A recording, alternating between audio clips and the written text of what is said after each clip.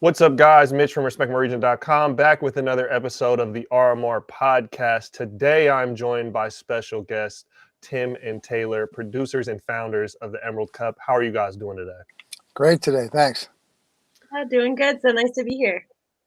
Awesome, man. So I kick these off with usually everyone's introduction or their origin story around the plant. Some people make it personal, some people make it professional, some people do a little bit of both, whatever you guys are comfortable in being vulnerable with.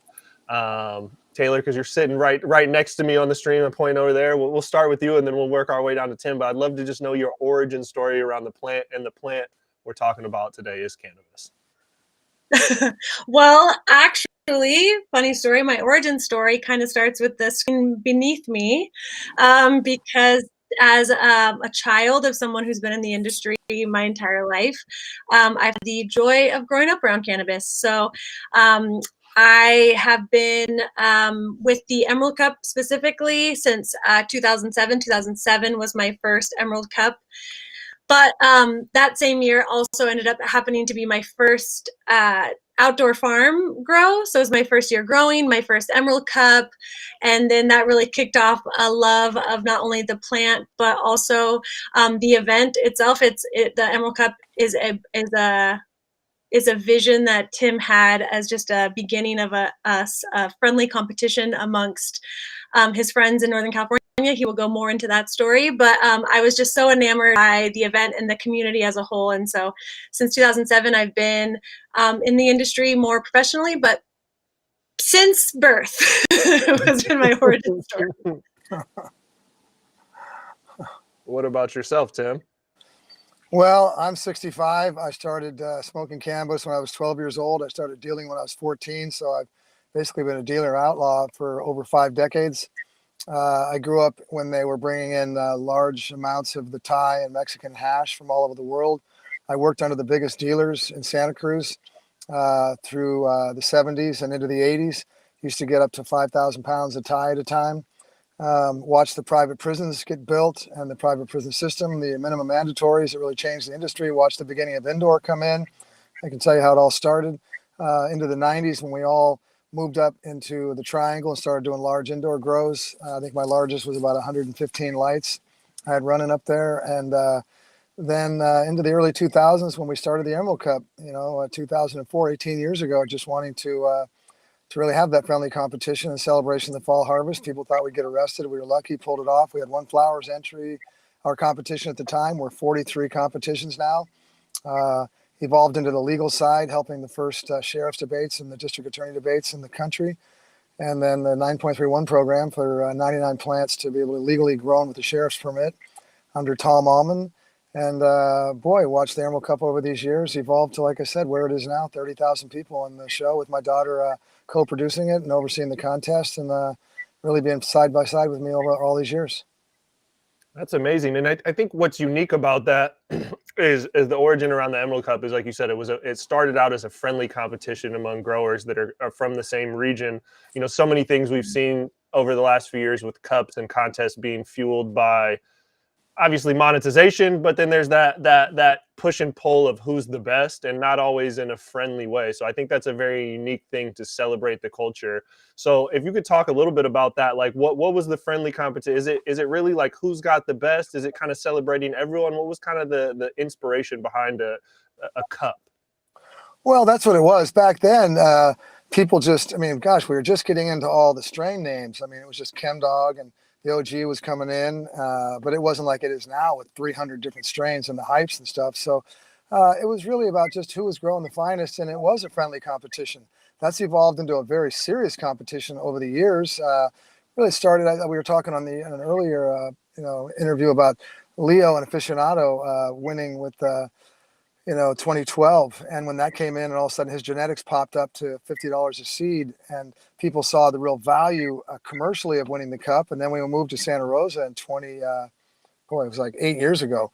Right after that, it became even larger and it just became something that all the brands came out with legalization. It's become very serious. And now Connected, got a $20 million deal for winning the indoor last year. So it's become something that really matters for the brands and it's become serious. We do have the personal contest, which we're really happy to have in there again on the flowers. And now in the concentrates, because it really, nice to have that friendly contest, but this is a serious competition now where it means a lot. Yeah, absolutely. I mean, it's you guys are one of, if not the most, I mean, from my opinion, one of the most, if not the most reputable, cups or contests in the world when it comes to cannabis. And so that's obviously, people get competitive. They want to get that title. It's begun. It's not just begun. It's been a while that it's meant a lot for people. What have you guys done to just ensure, anytime you do any sort of contest or label anything as the best, and I know this because we put a lot of content out in the same regard, what do you do to kind of combat bias? Because anytime you do any sort of contest, there's winners, there's losers, everyone thinks they're the best. What do you guys do to combat, the potential of bias or people crying things are foul? Well, one of the biggest things that I think is the most interesting part about the flower has been blind. So all the judges receive is just a flower in a jar with a number on it. They don't know the strain name. They don't know the company. They just know the flower. And so that really speaks to so much of what people really in that year, because they don't know anything else about the flower. So just the flower speaks for itself. And we've had the solventless competition as well be blind, and we are super excited to have the hydrocarbon category as well be blind, because it's just inherent personal biases that we just want to avoid, and make sure that the contest is as legitimate as it possibly can be. And that's something that we're so proud of for especially the flower competition, which is what it's always been about, is that the competition has always been blind. And then selecting judges. I know you guys have a unique and I believe pretty strenuous process of selecting the right judges. What does that process usually look like? Well, back in the day, it was simple. You just found the people that could smoke the most and your friends, and just bring them in. All the people that could hit that OG all day long. Over the years, with 43 contests and all these different qualifications for judges, and really trying to make sure that we get a real balance between North and South, and women and men, and everybody in there, it's become quite a process. And Taylor can go into that. She really oversees that process, but it's very complicated nowadays. We have included a judge's application process. That's relatively new in the past few years, because we used to just do like references, and we always change up the judges every single year. We do have some returning judges, and then we always have like a new set as well that we try to just keep the opinions fresh, and the perspectives. I think it always kind of adds to have new people on. And so this year, like Tim said, we have almost from all over the state of California. Some are just through the application process, so we've never met them. They just applied and had a great application, so we selected them to be a judge. And then some of them are turning favorites that we've had a long time. So it's always a very fun process of picking the judges, but the judging is it's such a job. And I think that that's something that judges always find very shocking, is that they're like, oh, I love to be a judge. And we're like, okay, great. Here is 500 grams. We need you to smoke all of these and give us notes and scores, and be competent while we're doing these judging meetings. And so that's the one big preliminary aspect of all judges that we select, is that they have to have moderately high tolerances, just to make sure that they are fully capable of doing their judging duties. So. Absolutely. What is some of the feedback? Have you guys? I'm sure you guys have worked with some guys and gals that have quite heavy lungs on them. Do you guys ever hear people be like, "Man, it was a journey trying to smoke through all these samples"? Yes. I had a kid that was a beast, major dealer up in Humboldt. He could outsmoke anybody, he thought. And he came in to judge with us one year. This is about almost 10 years ago. And by the time the contest was over, he sat down. He said, I got to give Swami and Nikki and all you old people props, because you buried me. You put me under the table trying to keep up with you guys. Because like Taylor said, it's not just smoking all that. It's actually thinking intellectually, okay, what is this doing to me? What's happening? How is this, how can I convey this? And so it becomes a very challenging process across the board. And so, we can talk about last year too, Taylor, some of the judges and what they went through. I feel like I know. Maybe there's a few naps that had to happen throughout the day in one of our flower judges meetings. But the thing is, it's all about making sure that everybody feels great about the final winners. So we do as many meetings as possible. It is not just like put in your score and then that's how the winners are all chosen. All of our judging teams have 4 as the baseline to get the entries into like the final discussion piece, and then all of them kind of have a discussion around the order and making sure that all of the judges are about the selection of the winners. I love that. I love that. It's unique to take a look at the baseline blind scores and then to come together as a community, because I know it doesn't matter what, I do a lot of music. When you're picking whatever, you have your idea, and then sometimes bringing in community can help. It's not like your experience or your preference change, but someone just jolts like, oh yeah, that is, I'm not thinking about it. It changes the perspective a little bit. That's awesome. So do you guys, anytime you name the best, it can be subjective, right? When we are measuring something like a THC potency, that's a number, a metric, even though there's quite a bit of variance in that regard. But there's certain things that have like a hard, you can measure. But when we're talking about the best, can be subjective. So for you guys, what do you feel like are some of those components that make something the best when it comes to flower? Well, it started out a long time ago. It was pretty much the fuels. If you weren't bringing a heavy duty OG or something in, you weren't going to really make it to the top. Over the years, we had the Black Lime Reserve come in, the Cherry Limeade, we had the Pines Pineapple, and it became that our judges were looking for unique cultivars, a unique cannabinoid terpene profile set. And so it's really a tribute to them that the highest THC has never won the Emerald Cup, and that they're looking for something very unique. And so that way we're really trendsetters for what people can really look for themselves. Because if you go into the dispensaries, everybody's looking for the highest THC, but that's really not what our judges are looking for. They're looking for something that, of course, gets them really high, but also has unique characteristics. Absolutely. Yes, absolutely. It's all about the terpenes.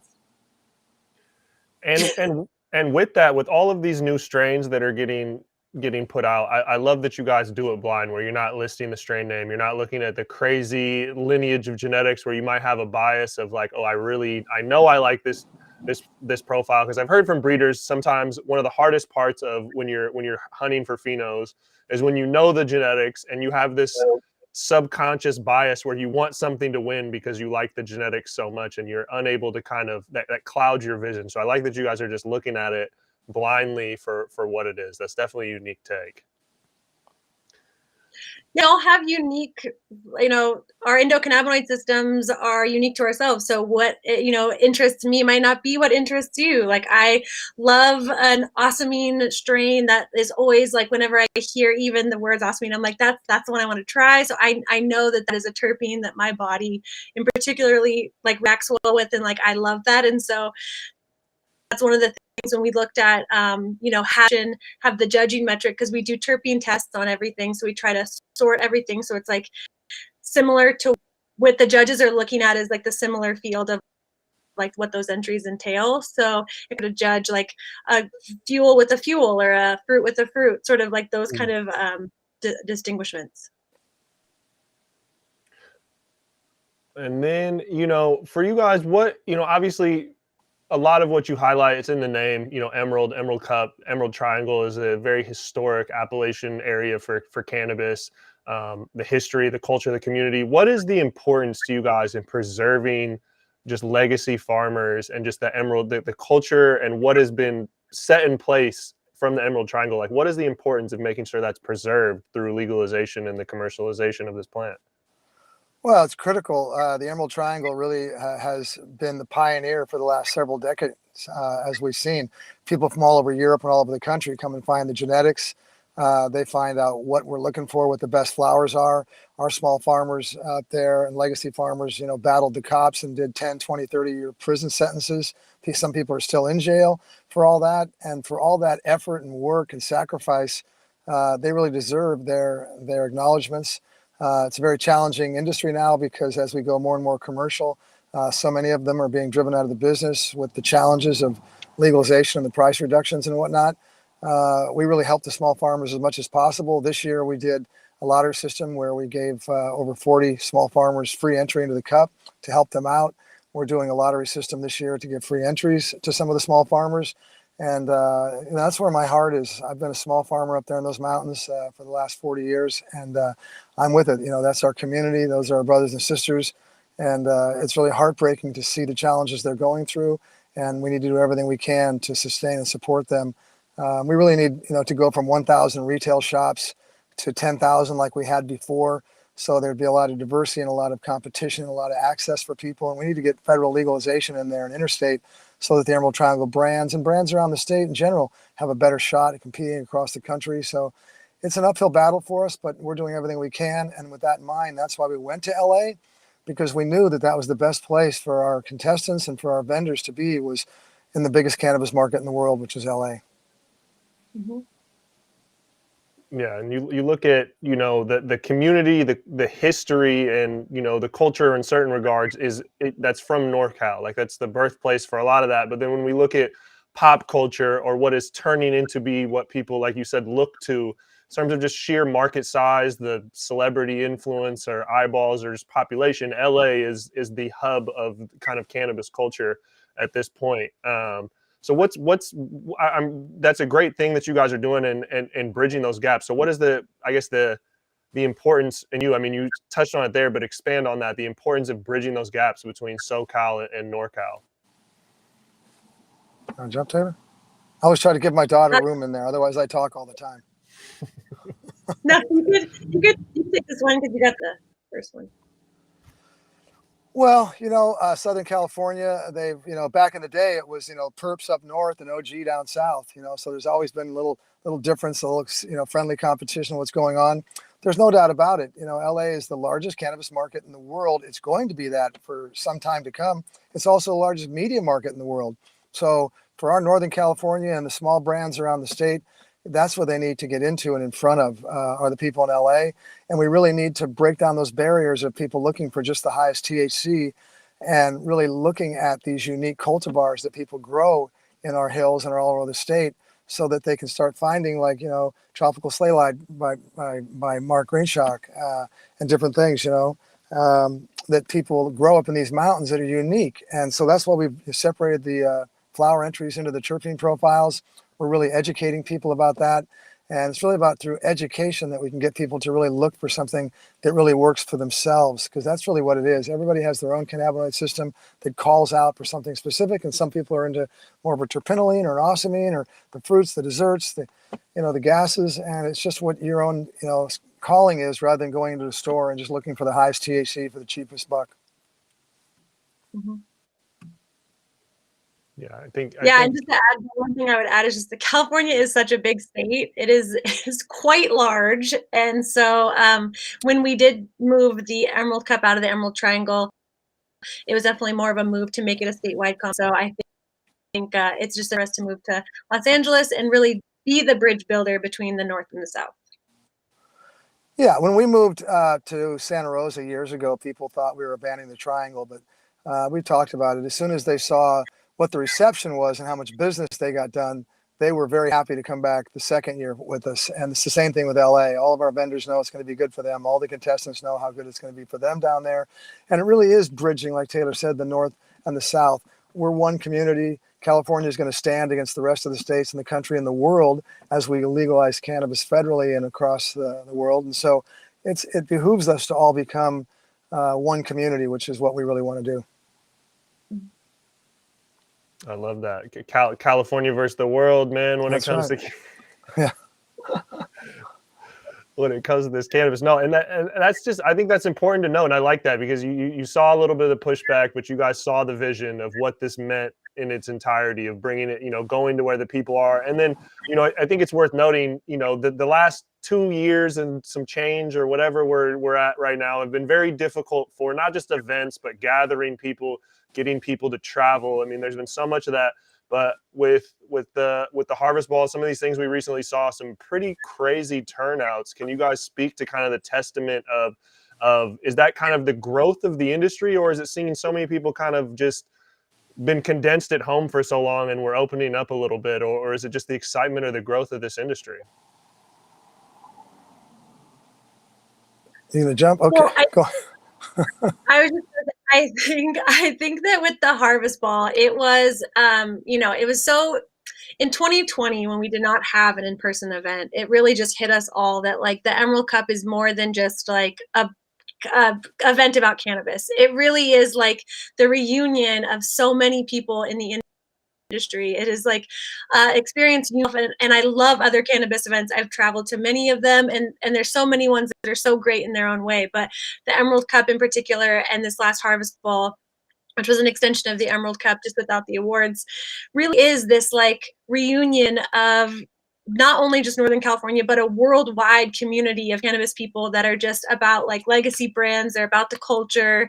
They're about like this like unpretentious part of the industry that's just like about the plant. And so I think that not having the event in 2020 was really this like sad realization where we're like, oh, so I guess we're just not going to see this whole group of people this year.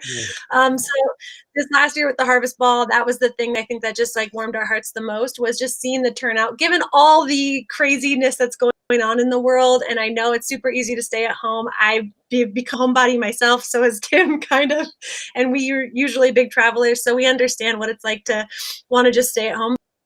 But a lot of people turned out, and it was cool to see the community show up. Well, yeah, I mean, a couple of years back, you had not only the Emerald Cup, but you had Chalice going on, you had High Times. There were multiple events all over the state, and we need those. We need as many events as possible. So people were getting quite a few opportunities to get out and see people. Now that that's all been shut down, High Times is pretty much gone, Chalice is gone. People were really looking forward to the Emerald Cup. And with COVID and with the economy and with the small farmers being really crushed, we had actually thought about canceling the Harvest Ball, but so many people asked us to just go forward because they really needed that event to get together and celebrate and mourn and just reminisce. And so we were really glad. I had dozens of people coming up to me and thanking me for doing that. We're going to continue that on in some form, probably just as a market next year. And then we'll really take LA by storm the following year, 2023, with a very large show. So we're really looking forward to that. Taylor, I think you're like me. You move around so much. I think if you keep your hands down, you kind of got a little clicking or a little noise coming. So if you kind of don't move as much, you won't have that sound coming in. But this is the best part about working with your dad, is that you get to have like the coworker / stage boss, where he's like talking, stand up with your shoulders. But I do appreciate the feedback. But Taylor, don't. Hey, come on, this has changed where I used to totally dominate her, and that I was the guy and she was the beginner apprentice, and now it's balanced out to where in many meetings, if you're on our show, our cup calls, you'll see her taking the lead and not putting me in my place, but I always laugh about her growing her alpha tail so she can really come into her own, and she's truly done that, and so we have a really great relationship, and it's very balanced. That's unique. You multiple generations within cannabis, and that's awesome. I mean, that's what a lot of this has to do, and it's amazing to see this industry turn into legal and allow us to speak about this and have platforms that reach more people. And I appreciate you guys sharing that too. It's awesome to see that family dynamic. People like it. You know what? People really like that.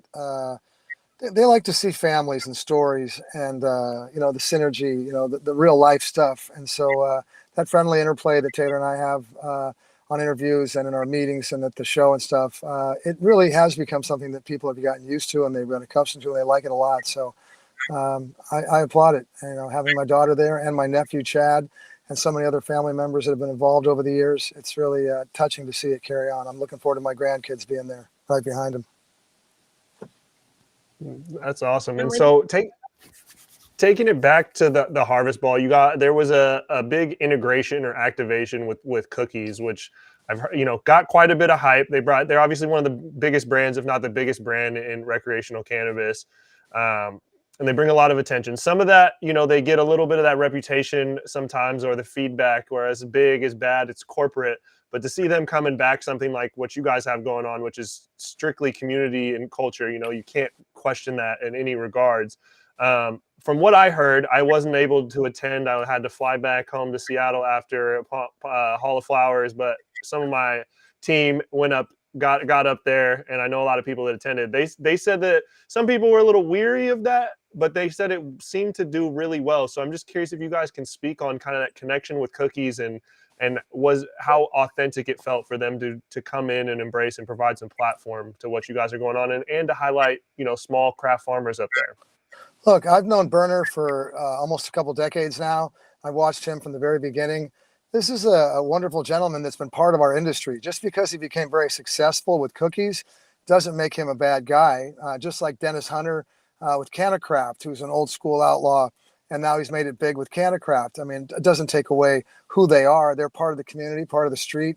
Burner and Cookies have been a tremendous success story, and my hat's off to them. And by them coming in and working with us, it gives us the ability to support small farmers. So in some ways, that large sponsor like the Cookies gives us the chance to support as many small farmers as possible. So we're honored to have Cookies with us moving forward. And I really love Burner and what he's done. And so I wish nothing but the best for them.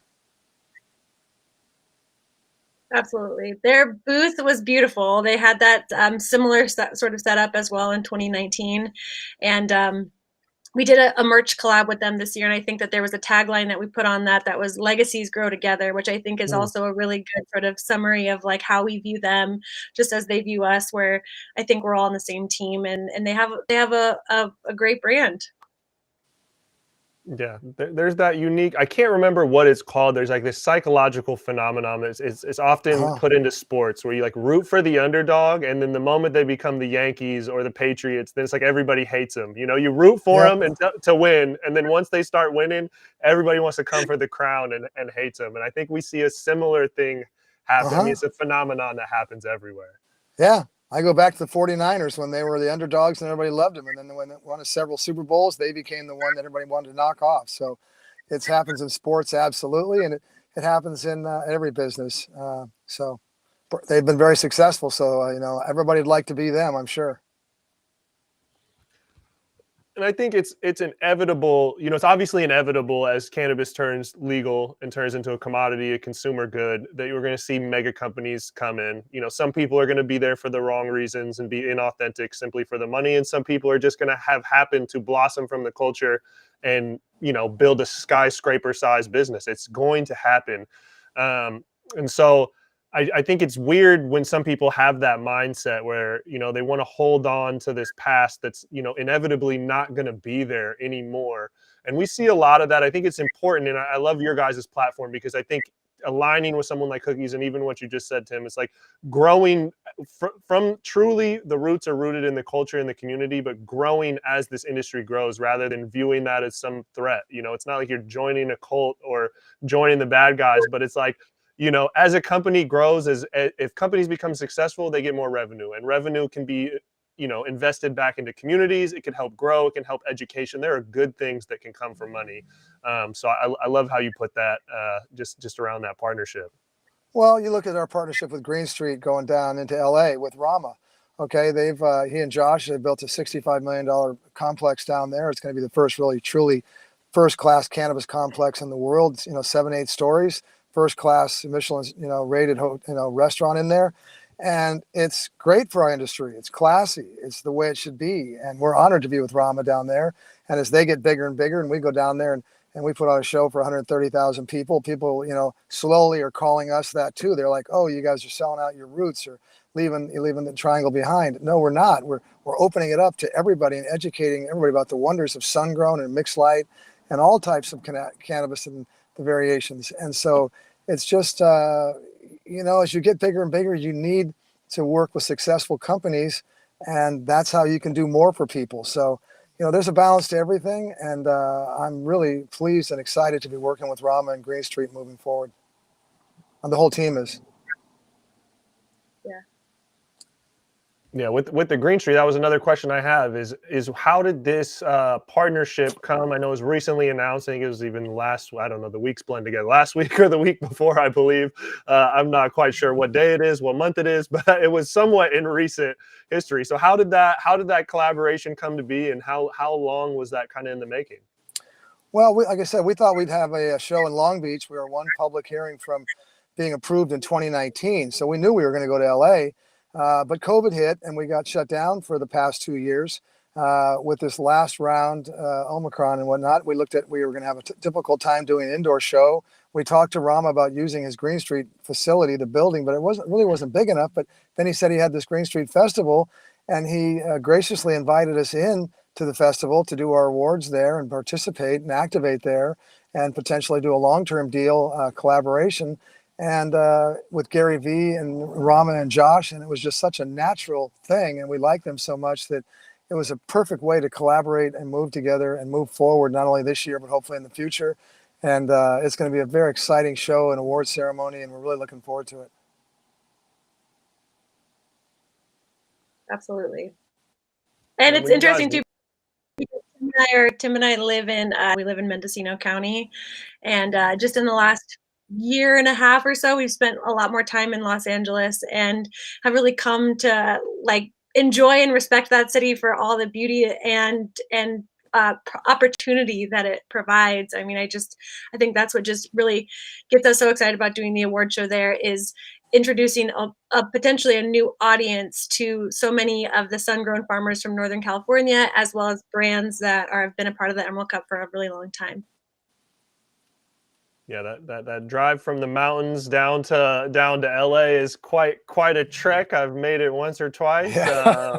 It is a trek. I tell you, that's the one thing, is it's a pretty long drive. As soon as we get all the airplanes together and we can just fly down there faster, because I'm getting older, and that 8-9 hour trek is something else. But once you're there, like Taylor said, we've been pleasantly surprised at just what a wonderful city it is in many ways. The music, the television, film industry, all the media. There's so many cool people down there and so many things going on that in many ways it's really taken over for San Francisco and the Bay Area for really a kind of a spiritual and artistic renaissance. Yeah, I mean, you see people from all over. Like LA isn't a place, LA's got locals, but LA is also a hub where people move, people just go to just to be there. It's an eclectic group of a lot of people. Absolutely. When it comes to partnerships and partnering, whether it's Cookies or Green Street, what do you guys look for in terms of like finding the ideal partners to help add to the platform? What do those partnerships usually look like? Well, first of all, we're it's not about bragging, but from the very beginning, it was never about money. It was about organic, sustainable farming that we've taught over the years. So we're looking for partners that have integrity, that are there for the right reasons, that are just quality people and quality teams. And Cookie fits that description. Absolutely. Green Street does. Chang Weisberg, who produced Rock the Bells for all those years, he's working with us down there. My manager, Kat Enney. For me at my age, I've got to work with people that I really respect across the board on all of my teams, and people that I like to sit down and be successful and enjoy life with. So we're very proud of the partnerships we're putting together. Yeah, and just to add one other the idea that came up, Tim, as you were just speaking, was even if you look at like a collaboration or a partnership that we've done in the past with Northern Nights, which is another music festival that takes place up in Northern California. They're more like like electronic camping festival, which we like absolutely love. Super honored to work with them, because what they bring is a unique perspective on music and kind of like what the finger of the pulse is of that community. And so I think that in certain ways we also look for unique, different voices to partner with, just to increase the enjoyment of all of our attendees.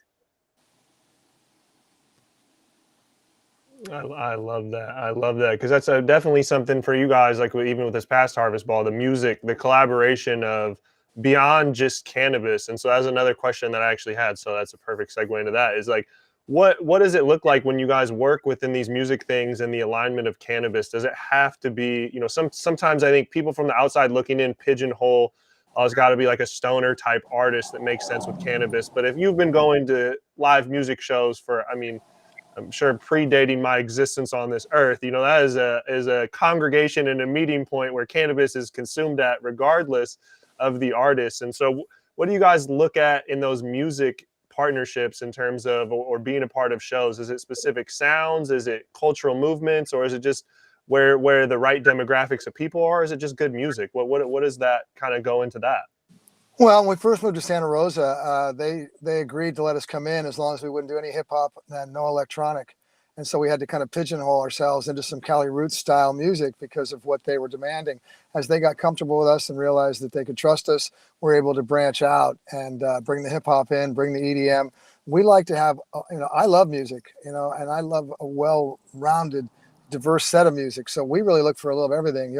We had some of the Wu-Tang Clan, performing last year. We had Big Wild. We had the EDM coming in.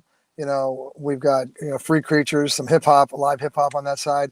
Dirt Wire, who's doing some kind of country rock stuff. So it's across the board. We love it all, and we like to give our attendees a little bit of everything. It's really about finding really cutting edge, cool music. That's what I've always loved, going to concerts and seeing. I went to a show a long time ago where Jay Giles was playing, and underneath him was a band with U2 coming out. And it's like to see these bands coming up, it's like I always like seeing those openers. So I love to present the audiences with something new and unique coming up, across the board diversity. Yes, and music has always been such a big part of the event, even going back to the Area 101 days when it was in Laytonville. And at that time, it was more of an all-night party because it was at Tim's personal property in Laytonville. But some of my favorite memories, even with going back to like a throwback, was like Lucas Nelson when he performed at Area 101. And Right. it was like fun, and it was very, very intimate. And it's just there's that like trifecta of like cannabis, music, and food. And when you have all three of those things really working together. So. Well, because we like to combine. If you go to see my place at Area 101, you'll see these statues, a 1,500-pound Ganesh statue and a life-size marble Christ, and a 6,000-pound Buddha. And it's about all religions coming together in peace and harmony. So the Emerald Cup coming from there has always been kind of a mixture of cannabis and spirituality and psychedelics and organic food and living and wellness. And so, like when Lucas was up there that year, we always do psychedelics from midnight on till the morning and have a survivor's breakfast. Lucas took his shoes off, did psychedelics, and partied with us all night. We had Heavyweight Dub did the same thing. They dosed with us about 2 a.m. and played till 6 a.m. Vince Welnick had the last show really he'd ever performed at up at the Cup. And so even at my place up there, it's, you're looking for people that really want to fit with us, that really want to party and have a good time and just enjoy the whole package. So we're really proud of that, and all the things that we've really touted for, not only organic farming, but organic living and the psychedelics and spirituality are all coming to the forefront across the world. So it's really, we're in a perfect place to bring the synergy of all those things into our show. And that was something I wanted to touch on too, is that with cannabis being legalized and being a booming industry, and you see psychedelics is kind of on the up next. It's on it's on deck right now, warming up to get to the plate in terms of coming out as an industry or being, they're running a lot of studies of what it could actually help with and provide value in that community. How does it feel, Tim, to be involved in these communities for so long, and they're now coming out of the underground in the dark, and they're becoming, the platform is now for, not just commercialization, but just legalization, education, being able to simply communicate about these without necessarily, fear of imprisonment.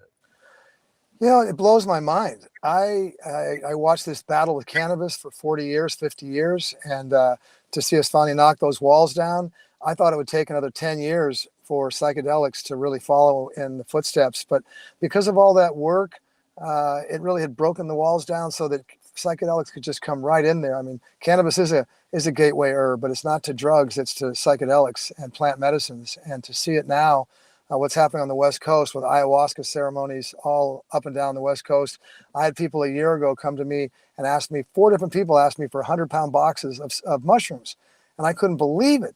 And it made me realize what was coming, this microdosing thing, and what was coming at people. And there's no stopping it at this point. I'm going to speak at Cannadelic in Miami this week, and the merging of cannabis and psychedelics. And really, cannabis and psychedelics have always been merged. It was those private prisons and those mandatory minimum prison sentences back in the 80s where cannabis was tough enough, but if you got busted for acid or mushrooms, you were going to do 15 to 25. So they really put a stamp and a damper on that to hold it back. But I really look at it and I tell people, the DEA and the powers that be did everything they could to keep cannabis and psychedelics down, because they took all the manufacturing out of this country. They just about wiped out the middle class, and cannabis was the only thing left standing to really supply lots of money to the alternative lifestyle and politics and living. And when they write history in the next 20 years, they're going to look at it and see that cannabis really saved this world, was a major part of it.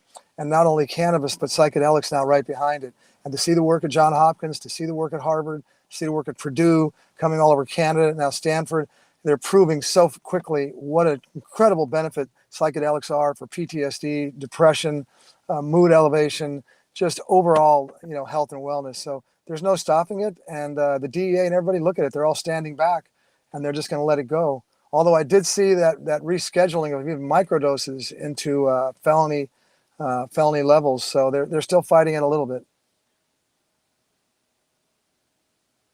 Yeah, it's a crazy time, and I haven't seen it near as long as you, but it's crazy how quickly it's happened, and how just to think of the last 5 to 10 years, even compared to the 5 to 10 years before that, it's night and day difference of cannabis being an actual industry. I put that in air quotes because it's been existing. It's been a part of commerce for a long time, but now it's a industry you can get in Forbes magazine for, I guess. You know what? You had a hard Yeah. time finding acid or mushrooms from about the early 2000s for about 10, 12 years there, because they put a few people in prison for 20, 30 years and it really backed people up.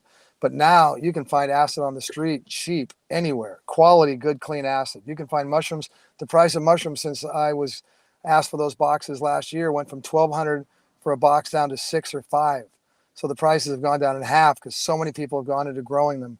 And, it's not like cannabis that you need to grow, mostly in the sun or have the perfect weather. People across this country in any warehouse or farm or barn can grow them. So you're going to see proliferation of psilocybin farms all over this country that are just going to blow up in the next 18 months, and which is wonderful. You're going to see mushrooms all over the place. Well, and just to add, I think just like cannabis, I feel like with the development of an industry comes its perks as well. I mean, I think if you think about like everybody has a terrible edible story because they ate a brownie at one time that had no idea how many milligrams in it, and they're like, I just don't like edibles. And now if you go and you have like a 2 milligram edible, you're like, that was the best thing I've ever had, because it's like you actually know what you're getting into when that. The same thing goes for psychedelics. I mean, maybe I don't necessarily want to do a hero dose concert. Maybe I just want to do a microdose, and that actually, I feel like that microdose option and having the science behind it of knowing exactly what milligram or mic amount is in a microdose, I think makes it so much more for the general public. So I think it makes it like less intimidating. Very true, Taylor. I'm an old macrodoser from way back, but it's been really definitely a macrodoser. But it's been really wonderful to get these chocolates where you can get a tenth of a gram to a gram and just take a half a gram and do it. I microdose most days, and to be able to do a tenth of a gram or 2/10 of a gram and just get that little energy and that happiness and vibe, it really satisfies me. I don't even do large amounts anymore like I used to because I'm so satisfied on smaller amounts.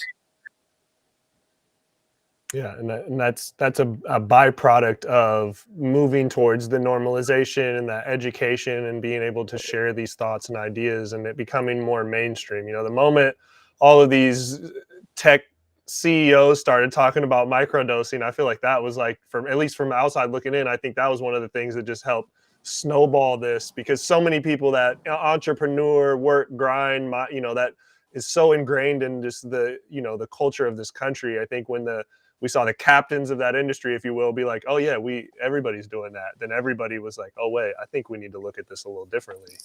Yeah. Did you see Dave Asprey's book? That reminds me of Game Changer.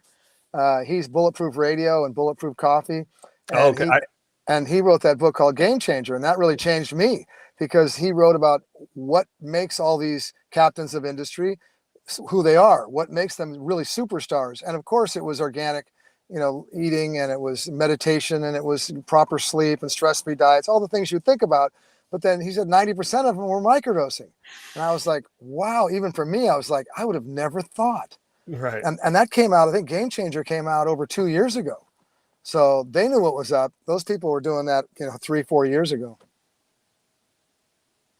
Yeah, it's changing. And so another thing I wanted to touch on, obviously, we touched on the term, sun grown quite a bit. When we look at cannabis, indoor is definitely the kind of the coveted. That's what a lot of people look for when we talk about quality cannabis. But there's a lot of people, especially up in your guys' region, that would beg to differ, that the sun and the soil of the earth has a lot to do with what makes these plants what they are. What is your guys' take on just sun grown versus mixed light versus indoor? Like what's that kind of conversation or thought process on those categories look like for you guys? This could be a This is a hot topic because it definitely differs from what region of California or the world that you're talking about, but definitely in the Emerald Triangle, it is about sun. Actually, we didn't even have an indoor category until this last contest or competition. So, not that anything is wrong with indoor. We love indoor as well. It just was more so to bring the awareness and sun grown to the forefront, because I think that sun grown had a very bad rap for a long time, and I'm sure that Tim could go more into detail about that. But I think that what last year we did this best of show category, which was the first place winner of sun grown, the first place winner of indoor, and the first place winner of mixed light went head to head, and we had the judges pick which of those three was the best. And when we did that, Tim and I were like, should we even do this? I mean, this could get us in a lot of trouble, because if indoor wins, we're going to actually probably be in trouble here. And so we were like, okay, we're just going to do it, because if indoor wins, it wins. It's fair and square, you know? And so as the judges were picking, we were just watching, and they were like going back and forth, and it was like really close, but it was just like the nose of the mixed light was just superior. And that's what they were like, this is of those three, that was the best one. And so mixed light won best of show last year. I'm really curious to see what happens this year, because the indoor flower, sun-grown flower, was beautiful. They all were stunning. But I think that there is this happens when a flower is grown outside or in the full sun or in a hoop. Just the spectrum that the sun offers is something that I think really is unique. And I think that the quality really shows in the flower. Then I don't know if we lost Tim there. Oh no, he was like, I can't talk about this. Just joking. He said, "No, I'm cutting out." He might have got a call. Oh, he might have got a call. That might have messed up the feed. But no, that's interesting to hear. And I didn't even know you guys did that, and I could understand the stress almost looking at that in terms of which one of these components is going to come out. But so many people are steadfast in their ways. Like a lot of indoor growers will say indoors the way. A lot of outdoor growers will say outdoors the way. It's definitely unique. I think people have different perspectives. But I think when you look at, I've had people on this podcast before that create LED lights, and they're like, basically all you're doing with lighting is trying to recreate the sun. You're not trying to artificially, you're trying to recreate different components of the sun. And so I think there is something concrete about what comes from the sun, and then also what comes from the soil. Tim's joining back in. Let's see. Tim, we got you. Yeah, I'm sorry. I just dropped it for a second. No worries. So we were just talking about indoor versus mixed light versus sun grown, and kind of your take on that conversation. Well, when they started busting all the big tie loads back in the 80s, everybody moved up to the triangle. And people forget most of the triangle was indoor. It wasn't sun grown, because you couldn't grow out in full sun and you get busted. So I grew up, doing 100 light indoor grows. So I didn't have any natural predisposition against indoor at all. Like Taylor said, it was really just advocating, because what happened was most people got a bad impression of sun grown because we were growing under the shade out of the sun to pull it off and not get arrested. So you were growing stuff that was in, very restricted sunlight.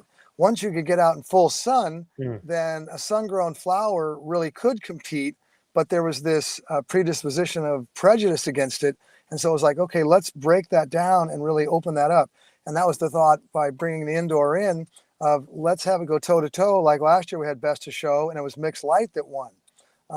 Now, so I don't have anything against indoor at all. It was really, when we went legal, we should have really brought indoor in a year or two earlier, but it was just like, okay, we brought everything in but indoor, and it really needs to be there. There's nothing against that we have at all against the indoor farmers.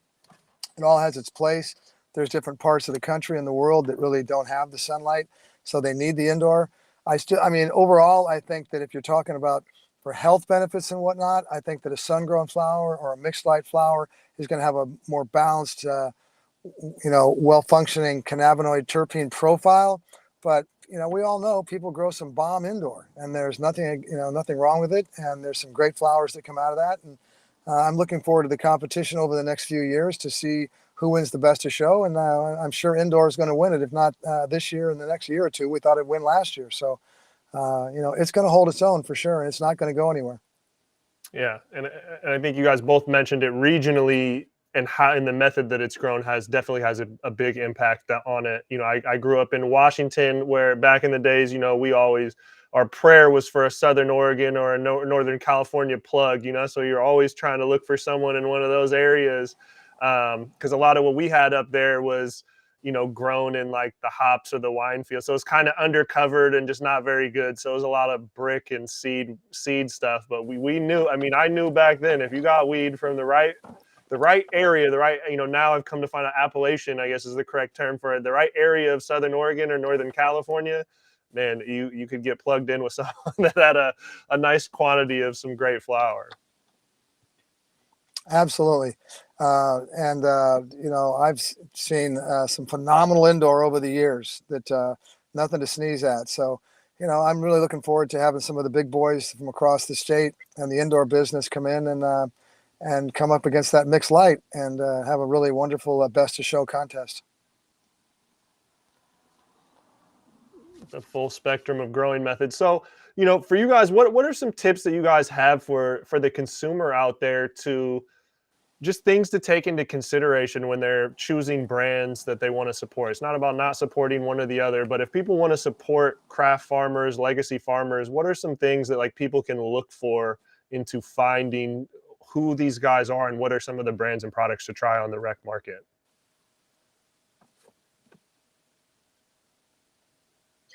So in the state of California, sorry, I was unmuting, but I just was going to say, in the state of California, there is this organization called the Origins Council, and they are representing 900 farms or farmers in the state of California that are in the different counties that they represent. And so they are an amazing organization that we have been lucky to work with the last year on the Small Farms Initiative. Janine Coleman is amazing. She helped to run lead our Small Farms rally that we did at the Harvest Ball. And so if you check out their website, they have mentioned about the farms that they represent. And that would be one tool or one technique that I would recommend doing for consumers. And then the other thing with the terpene content, just looking at terpene content over THC is, I think, a better indicator of quality. And so just trying to push away from the high THC equals the best mentality, because we've just seen it over time and time again in the Emerald Cup competition that the terpene content is truly what distinguishes great cannabis. So in your opinion, and I asked a lot of people this because I already have mine, THC percentage doesn't matter. Yes, no, it doesn't. Well, I mean, okay, so I think it's relative though, because if it smells really great but doesn't get you high at all, then you're not going to really like that either. It's really interesting because my husband has a super high tolerance and I have like a maybe a tolerance, we'll just call it that. But there are strains that we both really enjoy. And that's when I feel like it kind of gets into that point of it doesn't necessarily have to be the highest THC. It just has to be a high THC level for your own tolerance level, so that you all feel the effect of it. But that the terpene content is definitely a far greater indicator, I think, of quality. Absolutely. I agree with that. I always try to ask people, because I feel like that is just a messaging that, I mean, you ask anyone in this industry, they're going to give an answer similar to that, but it's like the consumer or whatever, the market is just like, I don't know, you know, sometimes we're just screaming at a wall. And so anytime I can squeeze someone kicking that messaging into these, I go for it, man. Well, I appreciate that, because it's really through education that we're going to make these changes happen. And so we need, you know, podcasters like you, journalists, all the media coming in, Jimmy Devine, everybody talking about this, so we can just open the discussion up, and people can really end up finding the right cultivar that's for them, rather than, I mean, even for me, it was like OG, and then all of a sudden we started seeing these different types of cultivars come in, and it was like, wow, you know, some of these other ones are really, you know, tasty, and they give different highs, and it's really great. And so it's about the hype, and people put that in there. And you can see it, cookies, Skittles, you know, what's the next flavor? But, you know, it's nice to see the evolution, and it's nice to see so many people now looking for a unique cultivar to bring on to their brand. And it bodes well for the industry moving forward. Yeah, I stand by that. So what is before I wrap up and get you guys out of here, what's next? Obviously, the Green Street Festival's coming up here in the spring. What else is next for the Emerald Cup and you guys throughout 2022? Well, we're going to get through Green Street, and hopefully by then, I really believe we're going to be making an announcement for 2023 in LA for a very large show that we're talking to people about right now. So I promise to keep my mouth shut about that. So, we're really looking forward to talking about that in the future. We also have a couple other deals that we're very excited on our product side to talk about, and some collaborations that we're doing. And then we're looking at the possibility of coming back with the market in Santa Rosa in December for the people to get together for the genetic side and the flowers and whatnot. So there's a lot of stuff on the horizon for us, a lot of announcements we're going to be making over the coming weeks, and people should stay tuned because we're going to be really bringing some exciting news for people to hear from. We've been working on a long time these deals, and they're going to be really something for people to see, and we'll be able to support small farmers and brands across the board and large brands as well. So that's what our mission is to support our whole industry. You did great. Didn't tell too many details. Well, we've been looking at it for a long time, getting these deals done. We have some very, very exciting deals coming into us, and I'd like to talk about them right now. And as soon as we can, we'll come back on and have a show to talk about them because they're very relevant to the conversations we had today and where we're going in the future. We're looking at federal legalization and then having the contest springboard in LA to being a national, competition and event. And then very soon after, an international competition. So we're going to be having entries from all over the world here in the next couple of years. I love it. Well, keep us in the loop how we can best support and use our platform to amplify. And I know whether it's myself or someone on the team will continually be in attendance at some of these events, checking out the community and the new flavors. And Tim and Taylor, really appreciate you guys taking out the time today to hop on here and talk about cannabis, man. Thank you. We really appreciate the offer to come on and what you're doing. And anytime you want to be a guest at one of the events, let us know. We open it up and always take care of the podcasters, the media, the influencers, and everybody else. They're really key to our industry. Awesome. Well, thank you guys very much. And you guys have a great afternoon, and we'll be talking soon. Thank you. Thank you so much. This is the RMR Podcast, episode 25, talking about the Emerald Cup. We'll see you guys soon.